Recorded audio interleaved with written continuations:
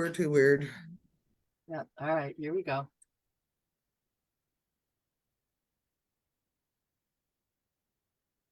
Good morning. It's 9 a.m. Friday, December 8th, 2023.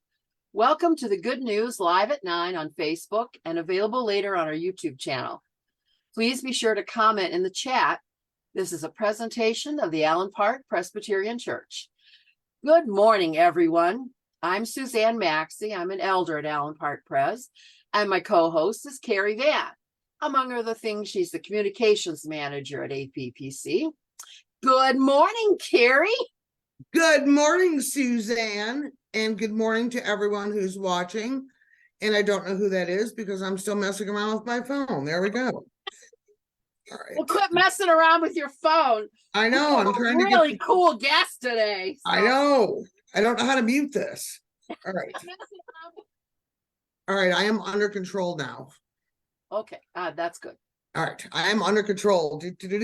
All right. We do have a really cool guest today, so we're going to do very limited amount of announcements. Correct, Suzanne? Correct. So you can always check on the website if you want to know all the things that we usually babble about. Most of it's right there on the front page in living color. So that's correct. And if you want to see the bulletin for Sunday, if you go to the home tab, and it opens up, you'll look down, you'll see Sunday Bulletin. So go ahead and do that if you want to take a sneak peek. And as you start... The website, in case you don't already know it, is www.allenparkpres.org. That is correct. That is correct. So, Sue, I am going to bring Glenn in while you do the intro. I just did the intro. We have a very special guest today. His name is Glenn Miller, and he's our current organist, and he is known for his 1 in a billion voice. You're a renowned, I'm going to say this wrong, basso profundo vocalist. Is that That's correct? very good. Basso profundo, profound bass. All right, you're going to have to... I don't know if that's a reflection of my mental capacity or what, but there you go. You're going to have to help us with everything we're trying to pronounce. We should have gotten Amy Bowerman or somebody in here to That's help. okay. You'll be fine. Thank You'll be fine. Thank you. Thank you. There you go. And you Good specialize morning. in Russian liturgical choral repertoire. Huh? That's a mouthful too, eh? Yeah, that's a mouthful, and it is a mouthful because a lot of it, most of it, is in the Russian language or Cyrillic. So there's lots of consonants to kind of spit through. So it's kind of hysterical, but it's great. That music of that tradition. In Orthodox worship, there are no instruments. It's all vocal. Everything is sung, and it's quite a workout. And I've sung a number of them, and and you're standing the whole time for maybe 2 hours, 2.5 hours. And it's this incredible dialogue between the choir and the clergy. And but since there are no instruments, the bass part, is like the string basses in an orchestra. It kind of supports the whole sound. And so that's really important. And but it's been quite a wonderful delve into a spiritual world that is certainly very different from the Western world, but the whole point of it is that the singing is the language of the angels, and it's not speaking. So that's why everything is sung, and it takes us to that thin place between heaven and earth. So that's. But I've been doing it for a long time, So do you speak Russian, or you just can sing Russian? Well, I can't read it. I don't read Cyrillic alphabet, but I certainly sing it a lot. It's all phonetic, and the music that we have, the music that we're given when we do it. But I've been doing that for a long time now. I started in 1989, singing that music. I've always sung, but my voice being such a unique voice, there are only a few of us in the world that really can do it. And so I'm kind of the go-to person, here, one of the go-tos in America. So what is your full range that you can sing? I can sing from, on a good day, the last F on the piano, which is an octave below the F on the bass clef, bass staff, all the way up to, on a good day, I can pop a E above middle C. So that's about, 1, 2, that's about 3, almost about 3 octaves. Let's see, 1, 2, 3, yeah, 1, 2, 3, good 3 octaves, yeah. But they don't pay me for my high notes. They pay me for my low notes. Oh, yeah. Right. You must have been very surprised when you found out you had this gift and this talent. As a boy, I was a very high voice soprano, and which is kind of typical for a super high voice soprano when his voice changes to drop down to the cellar like mine did. A lot of us profundos out there were that. It happened really kind of fast. 8th grade, I had a top soprano C, and 9th grade, I had the E below the bass staff. So, but my voice, the profundo voice is probably it takes the longest for it to mature. I couldn't sing above a middle C for about until I was over 30, and some of my mentors actually said, you're not going to be doing much until you get into your 30s. I had the low notes, and as an undergrad, we sang in choir, at Westminster Choir College, sing every day and all that type of thing. And I had my low notes were there. They weren't nearly as, quote, profound as they are, they became. But and then in my 30s, is when it really started. That's when I sang the Rachmaninoff Vespers for the first time under Robert Shaw in France, and that was in 1989. And it all spun out from there. I kind of became known. There's a one movement in the Vespers. It's the Song of Simeon. Simeon was the prophet who was in the temple and had been promised that he would see Jesus before he died. And so it's the Lord, now lettest thou thy servants depart in peace. And at the end of the piece, there's this descent down into the cellar, this low B flat, and it's kind of a big famous moment in choral music. It's kind of a magic moment, and so I had that, and I've been doing it all over the place, and I've got them. Next year, I'm going to be on the road quite a bit again. Now that I'm retired, I can go around and sing more than I had been able to. But so I'm excited about that. That's fantastic. So. We do, Brian, we're getting off track on what I wanted to ask you, but we have a question. Yeah, really. No, not because of what you're saying, just because my mind's everywhere. We do have a question from the chat that said, do you play the piano? That's from Don Jones. Yeah, I started as a piano. As a child, I started piano lessons when I was 7. I remember when I was 6 years old, the piano came, and I was and we got it from my brother, actually, my older brother. So I had to wait a year before they would let me start taking piano lessons. But yeah. And so, yeah, I just knew as a 6-year-old, music was going to be my thing. And of course, you need to have a good piano background before you can make the transition to the organ. You have to have your facility with your with your hands and right. Scales and all that type of thing, and then you've got to be able to reach the pedals. That's true. At 6 you probably couldn't, eh? Yeah, really. That's true. But I always, I knew when I was, in church and when I was in 2nd grade, I just couldn't wait to get to the organ. I just thought it was the most incredible thing. And then 9th grade is when I started organ lessons and took it from there. That's and you grew up on a dairy farm in New Jersey, I read. Yes. Yes. Northwest New Jersey, a small family farm. We had 40 cows, 2,000 chickens, or maybe 3, I don't know. 40 sheep. So you learn to work ethic, because the cows don't know it's Christmas. Yeah. That's true. Or Sunday morning. Neither do the chickens, and they still make milk and make eggs, and they eat and they poop. That's true. That is any day of the week. You're not going to get away from that. Every day of the week is the same. But it's you're close to the earth, you're close to the rhythm of nature, and you learn how to work. And so I when I was in church music full time, and I kind of am known to be like an Energizer bunny, and when I would have, big, I had a monster choir program and doing this and doing that, and people are going like, how do you do it? And I said, well, you just do it, the job's got to be done. And so But keeps you young.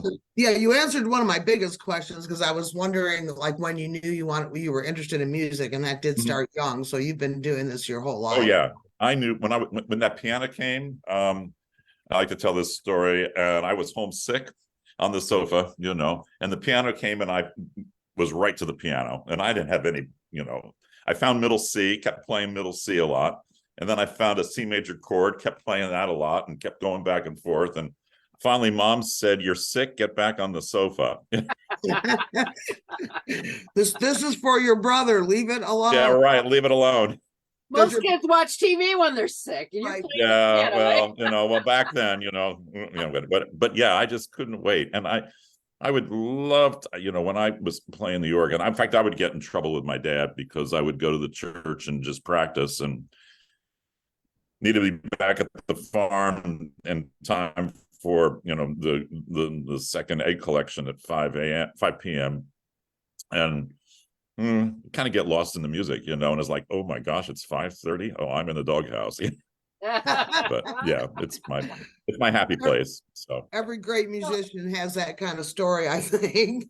Yeah. So you said you're retired. Did you have a career in music that you retired from? Well, from full-time church work, from full-time. 49 Christmases as a full-time church musician. 49? That's a lot, and my last, wow. Pardon? I said, so this can be 50 this year, right? Yeah, it's a lot easier, I will say. Yeah.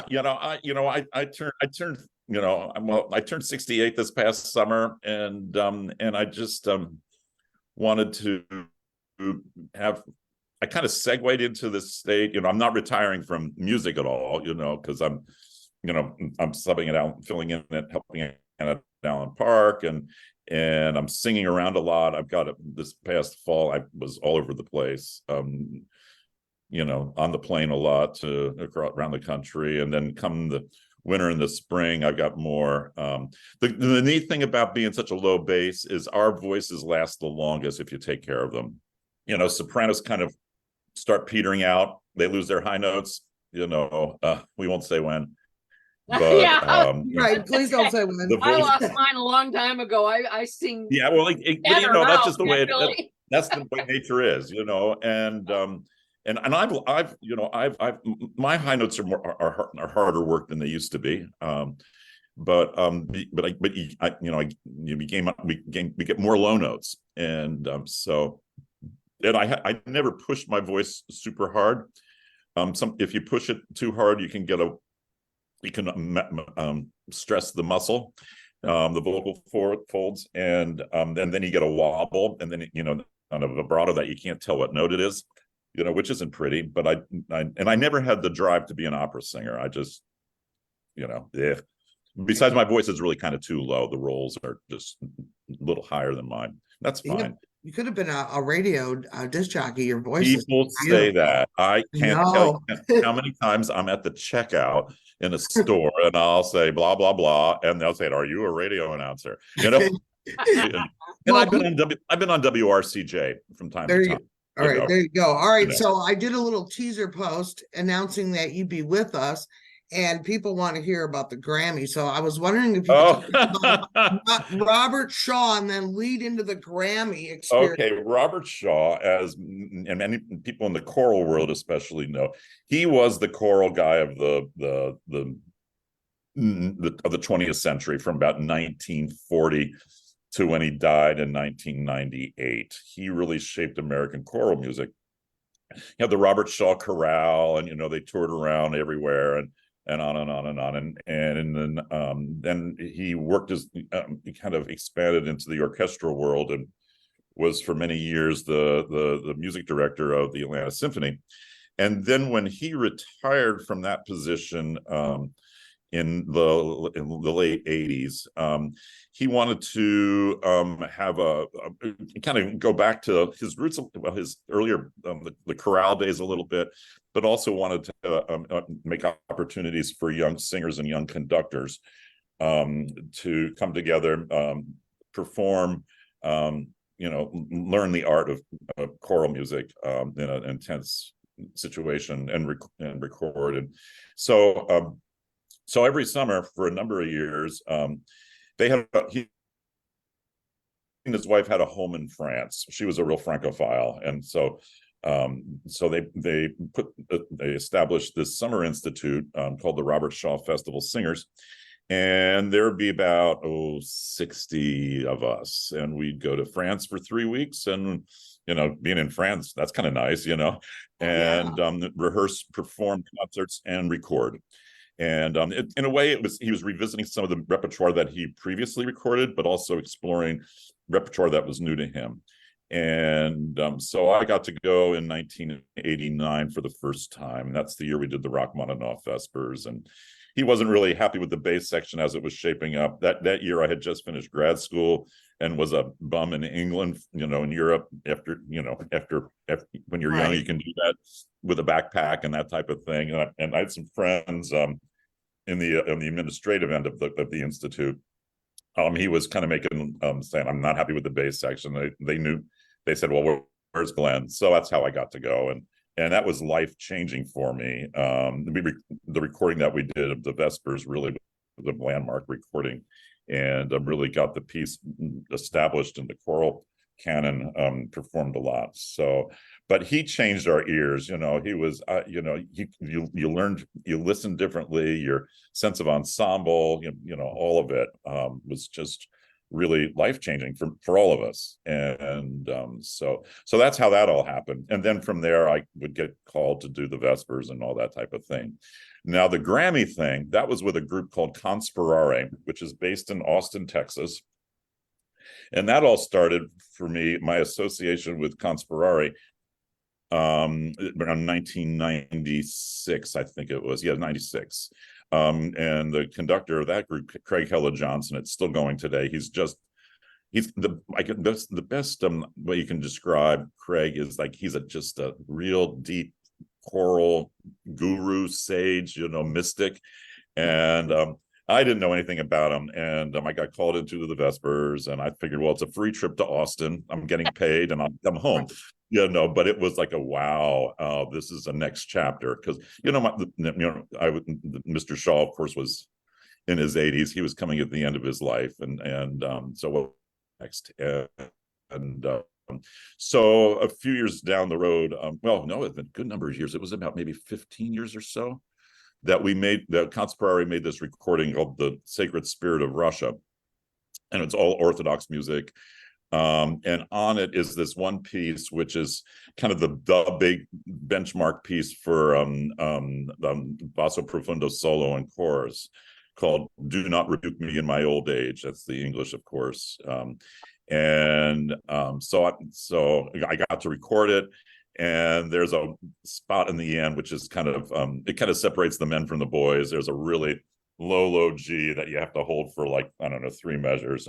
But still, it's a beautiful piece. And so we got nominated for the best choral, and we went out to Los Angeles. I got to go, and that was a trip. I'll tell you, it was interesting. I learned a lot about formal wear. I thought formal wear. Oh, there we are. You got the picture. Yes. What a riot. Yes. And so they do most of the categories in the afternoon. There's about 80 categories or so. And then in the evening broadcast, they do the ones the big ones, like, the 6 or so. And so when we went into the hall, they were playing all sorts of things, and they were playing stuff from our disc, and we're like, oh no. So we won and got to go up on stage, and then they whisk you around backstage after it's done, and it was really quite something. The evening show was in the Nokia Center, and that was like seats 20,000, and and it's like, yeah, about formal wear. There I was in my tux.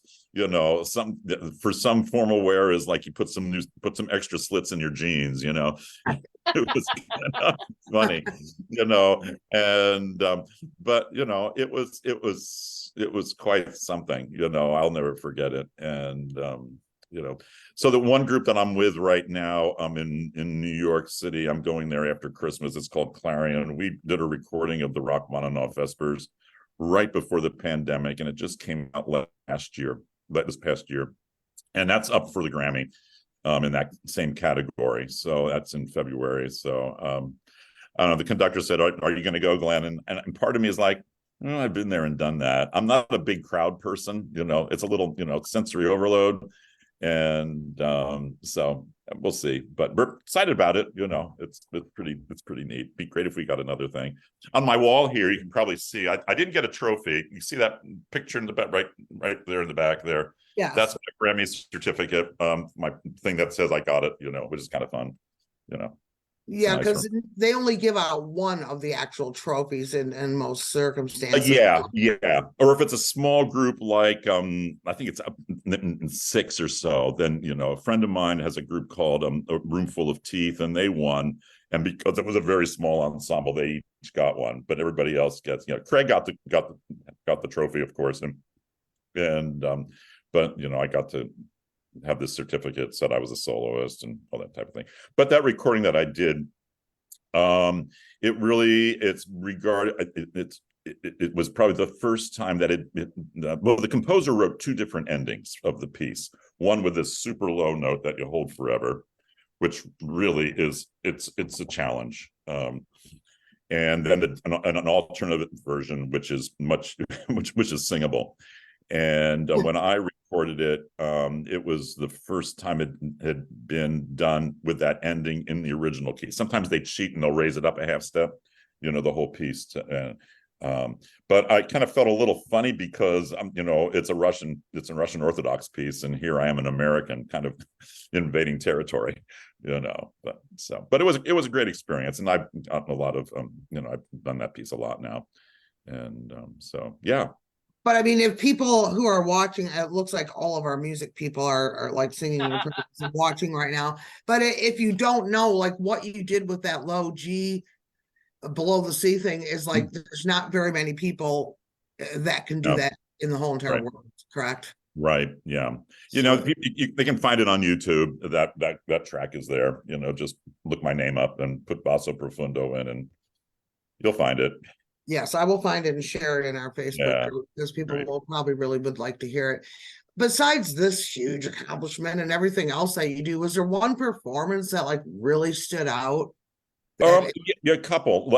In June and July of 2020, I got to go to the Holy Land, Jerusalem, and for a performance and recording of the Vespers, Rachmaninoff Vespers. It was an international choir. It was an all men's version, so it was kind of some of the pieces were transposed and that type of thing, and recorded it.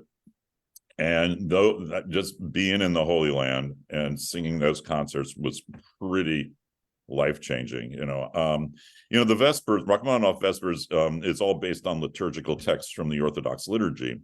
And, it's presented as a concert piece. It was not intended to be performed in the context of liturgy, but it's from that well. And it wasn't until I started singing Orthodox liturgies that I really kind of understood what was, underneath this big iceberg that we see, like icebergs, there's always something that we don't see, and from the soil that it came from. So that time in Jerusalem, just being, singing, concerts and doing liturgies at all these, in Golgotha and Gethsemane and Mount of Olives, you name it, we were there and we sang, so that kind of opened the earth up for me. The Mr. Shaw's performance, when we performed the Vespers in 1989, like earth stood still, people didn't move. And then back in May of this year, Clarion in New York, we did the Vespers. It's like the only piece I've ever done is the Vespers. I've done a lot more. The main stage, but it's the thread that's been binding my life together. We did a performance in Carnegie Hall main stage, which Clarion has been singing the Vespers for about 20 years. So it really was in our blood, and it was just kind of ripe, and that was pretty amazing. But yeah, I've been so blessed with, not just through that piece and those various choirs, but just so many mountaintops. It's taken me all over the place, and I'm excited because I've got in March, I'm going to Cape Town, South Africa for another round of the Vespers, All right. Awesome. Yeah, and also Clarion, we got to go. This was around 2000, let's see, which I want to say 15. It was a piece that we recorded that was and we got to do it was by a composer, Maximilian Steinberg, who was the first early part of the 20th century. He was Russian, in the St. Petersburg Conservatory. He was a student of Rimsky-Korsakov, married the daughter. He converted to Orthodoxy. He stayed when the revolution happened, but he wrote this one piece called Passion Week, which is settings of the text from Holy Week, and it kind of it got snuck out of Russia, during the communist era, and we ended up doing the New York premiere of it, and just so happened that and recorded it. The head of the U.S. State Department Cultural Affairs Division happened to come to our concert and noted that it had never been performed in Russia. Wow. So the State Department sent us to St. Petersburg and Moscow, and this is before the political climate changed, both on both sides of the Atlantic, and that was incredible. Just to sing. To sing in these incredible halls, in Moscow and St. Petersburg. That was pretty epic. Yeah. Yes. We have a saying, like, whenever we do things for church, that we do it for the glory, to the glory of God. I read a quote from you that said, "It's always about the music. It's never about you." That's true. Right. Yeah. And if you can elaborate on that a little bit, could you do what you do if you didn't feel that way? Oh, well, Mr. Shaw really instilled that ethic in us. We've been entrusted with, we're stewards of what the composer gave and how God spoke through that composer. And it's when the spotlights get adjusted on us instead of what the music is, the music, and of course people bring their own interpretations and illumine a piece of music through their experience. We all do that, and that's part and parcel. But when it becomes more about oneself than what we've been given, I kind of feel like it's kind of it's a sacred trust to me that we've been given, and when we give the music the space to be heard for what it is, and because those are they're all windows to God's glory and the glory of heaven. So that's kind of, I think we're taught to be humble. We try to be humble, Right. That's beautiful. I love it. Love it. Love it. Yeah. Love it. Yeah. Wow, I could talk to you all day. And Oh, okay. we are reaching the end of our half-hour Oh my gosh. time frame, but wow, this has just been a great interview. You probably don't realize this, but I work on the tech on Sunday, and okay, I see you from afar. Yes, I monitor the chat. So I get to watch you playing close up because the camera always comes over there, and it's just. Oh, really? Oh, okay. Yes. Well, I'm busy looking at the music. Yes. So I mean, you can't see me, I can only see you, but I do enjoy it, and I know that everyone in our congregation is so thankful that you're pitching in and helping. Yeah, I'm grateful to be doing that. One thing I just love, I love playing church. I love playing hymns. That's just so wonderful. So And wonderful to and hear. it's nice, and your organ does a good job. I've learned, every organ is different, and it's just great. So I'm grateful to be able to be of help. I wish I could give more, but my life is kind of crazy. Well, what you give is enough, and that's how we have to feel about things. And I do want to say something funny to all the people that are watching. I emailed you once and said that we would love to hear you sing, and that is that's coming. I got to figure that out. But Glenn, that is before I did this deep dive in, and now I feel like, wow, that was kind of a very aggressive ask. After reading all of this, I was like, wow, I just go right in and just go for it, right? So hopefully that could be we got to figure out what's next, and that's on my docket. Before I went out to Portland, where I was artist in residence last year, I had a kind of a gap year in Grosse Pointe at Our Lady Star of the Sea. So, and in the Catholic word, the organist gets to sing a lot more. Yes. Oh, well, that's a bit of a workout. It's kind of like trying to do this and hop on a foot, Yes, exactly. I'm going to read you a couple of comments from the chat, and then we'll let everyone get on with their day. And Winslow said, nicest man to talk to, and love his organ playing. Thank you. We are grateful to have you. Judy Martin said, what an amazing life in music. Fascinating interview. Thank you for sharing your talent in APPC. Barry and Margot Davis, thank you, Glenn. Really enjoyed hearing about your life in music. And Norma Bentley said, we at APPC are so blessed to have you, Glenn. God gave you a gift that you can share with us. Oh, thank you so much. If they want to hear more about my what I do as a singer and stuff, again, go to YouTube. There's some interviews that are out there. And I can give them to you, but just do a search, it'll pop up. And yes. I watched a lot of those in the last couple of days, so I will share them in our group, because I'm sure everybody wants to hear this now. You've been a pleasure to interview. Thank you so much. You're so welcome, and we'll see you on Sunday. See you on Sunday. All right, Sue's going to do the end of our show and show the scripture we picked for you. And we're wonderful. We're very blessed that you're going to be with us throughout Christmas. So thank you so much for that. Yes. So Christmas Eve is on a Sunday, and so it's the fourth Sunday of Advent. So we will have a 10 a.m. service, and then we will have our 5:30 short kid-friendly service with Nick James, and then our traditional candlelight service will be at 9 p.m. and that's with communion and the music, the pipe organ. You'll be there for that, right? Yes, he will. And we're gonna let her roar. All right. Good. Not just roar, she'll be settled too. Yeah, let it roar. How great. Yep. Good. There we are. There it is. Christmas Eve. So did I lose you? No, we're still here. We're still here. I just let's see here. Technology scares me. Yeah. Me too when I'm doing it and it's not cooperating anyway. So I'm showing my age. We're you get to be a certain age. You know what I'm saying?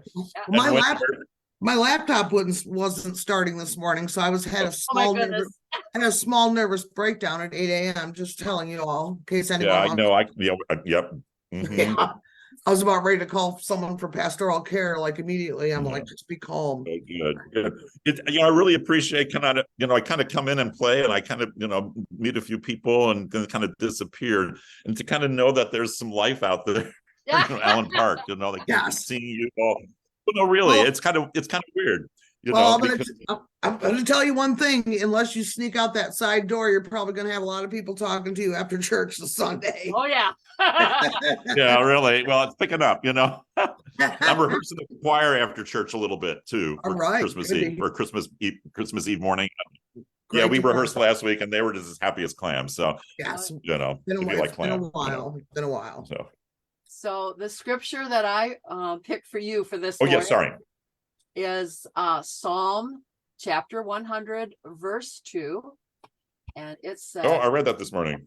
oh yeah, Nice. worship the Lord with gladness, come before him with joyful songs. There you go. You did such a nice job with all this, with this, the graphics here. Wow. Thanks. You're more Glenn. gifted than I am. Oh, Well, different ways. yes, in different ways. We're all Okay. gifted. We all have our own gifts. Yeah. Okay.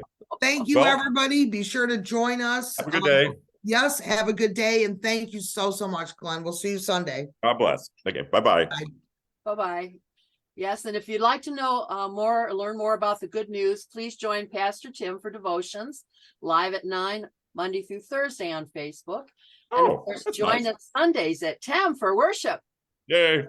Yeah, it's live streamed on Facebook and YouTube or in person in our beautiful sanctuary. And you can Mhm. hear Glenn in person. And I'll give you a hug if you like. So, All Okay. right. Good. we hope you'll join us next Friday for the good news live at 9. And remember, you are a beloved child of God and God loves you. And so do we. Amen. Have a great day, everyone. Thank you Have a so good one. much. You're welcome. Bye. Bye-bye. Bye, everyone. Have a wonderful week. Okay, push.